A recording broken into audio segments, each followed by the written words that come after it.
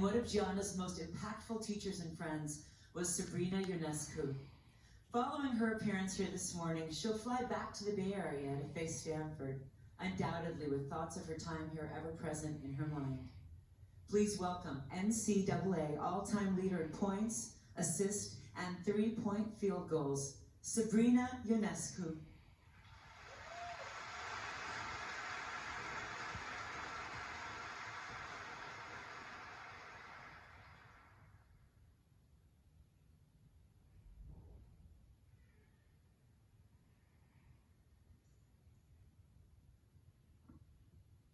Growing up, I only knew one way to play the game of basketball: fierce, with obsessive focus.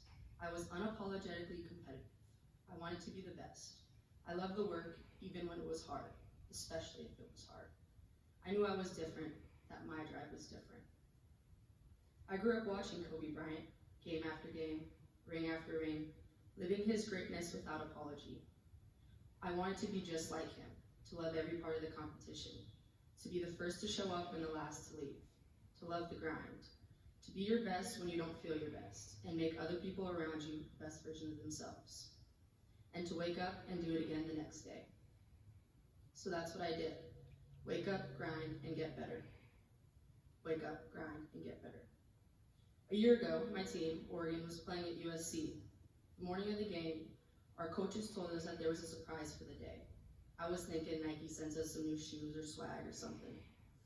The game starts, and shortly after, Kobe walks in with his daughter, Gianna, and two of her teammates. They sat courtside while my jaw sat dropped. They watched the entire game, and that was the first time I met Kobe. Kobe, Gigi, and her teammates came into the locker room after the game. He congratulated us on the win that day in our season up to that point, but said, and I'll never forget, "Don't shoot yourselves in the foot." He meant don't settle, to keep grinding, control what you can. The national championship wasn't far, and our goal was to win it all. I remember Gigi, excited and smiling in the locker room. I'd always watch a ton of film of her playing basketball. She had a fadeaway better than mine. I asked her where she wanted to play ball in college, and she said UConn. She had the will and determination to be able to play wherever she wanted, and if she wanted to go there, I wanted her there as well. She and her teammates hung out with us for a while, starstruck and a little shy, but always observing. Whichever school she would come to choose, it didn't matter. If I represented the present of the women's game, Gigi was the future, and Kobe knew it. So we decided to build a future together. I worked out twice with Gigi over the summer.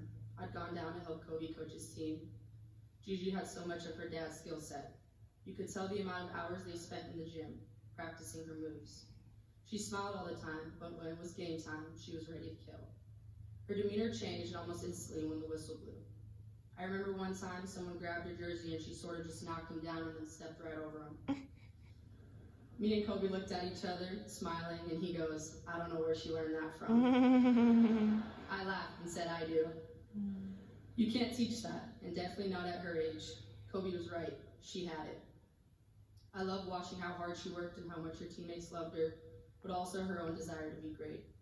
She always wanted to learn, to go to every game she could. College, NBA, WNBA, Kobe was helping her with that because he saw it in her, just like he saw it in me. His vision for others is always bigger than what they imagine for themselves. His vision for me was way bigger than my own. More importantly, he didn't just show up in my life and leave, he stayed. We kept in touch, always texting, calls, game visits. I'd drop a triple-double and have a text from him. Another triple-double I see with a flex emoji. Another game, another text. Yo, beast mode, or easy money. I felt some pressure early on in the season, and he wrote to me, "Be you. It's been good enough, and that will continue to be good enough."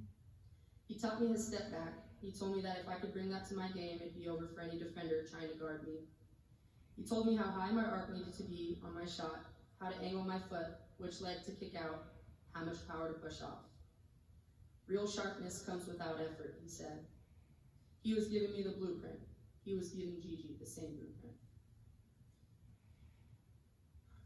He united us. He made it so that the outsiders who outworked everyone else, who were driven to be just a little bit different every single day, to make those around them, behind them, and above them a little bit better every single day. And they weren't the exception, they were the rule.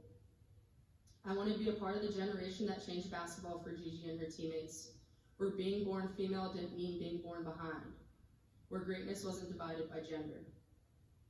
You have too much to give to stay silent. That's what he said, that's what he believed, that's what he lived.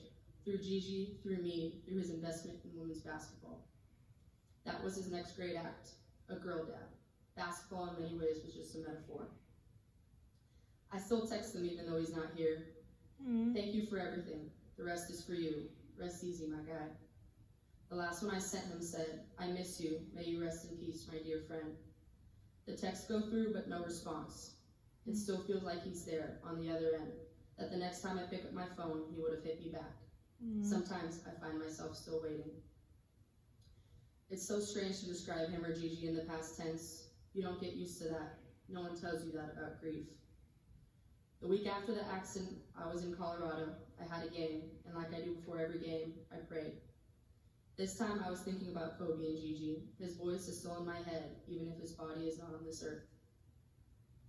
And all I wanted was a sign that in some way he still heard me too. I looked off into the sky, and there it was, a beautiful golden sunset. The boldest yellow, Lakers yellow, and further in the distance, a helicopter. Wow. There was my sign that he will forever be with me. I heard his voice in my head, the last line from one of his books. Walk until the darkness is a memory, and you become the sun on the next traveler's horizon. Today may feel like darkness. He was, in so many ways, a sun, beaming, radiating, fixed in the sky. I ask each of you, every girl dad, every human here with a voice, a platform and a heart, to not let his sun set. Shine for us, for our sport where he once did. Invest in us with the same passion and drive and respect and love as he did his own daughter. In the end, she was a sun just starting to rise, and God did she glow. May their light forever shine. Kobe and Gigi, I love you forever. Thank you.